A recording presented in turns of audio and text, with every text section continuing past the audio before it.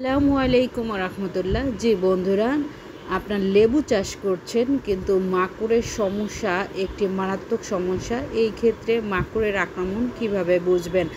আপনার গাছের পাতাগুলো যেমন এরকম মুড়ে মুড়ে আসবে এবং গাছের পাতার গ্রোথ একেবারেই থাকবে না, হলুদ হয়ে যাবে।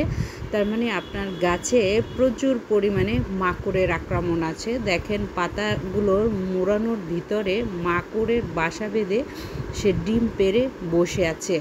এটা রিমুভ করার জন্য দেবেন হচ্ছে সেলক্রন।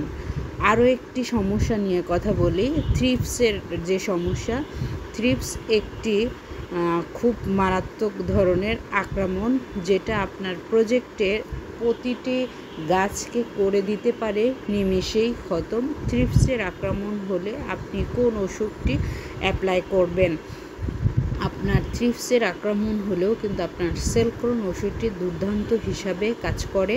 এটি পোকার গায়ে লাগা মাত্রই আপনার পোকা জায়গাতেই মারা যায়। থ্রিপস শুধু আপনার পেঁয়াজ গাছে আক্রমণ হয় এমন না, শসা, মরিচ, লাউ, কুমড়ো, ঝিঙে প্রত্যেকটি গাছেই কিন্তু থ্রিপসের আক্রমণ হয়ে থাকে।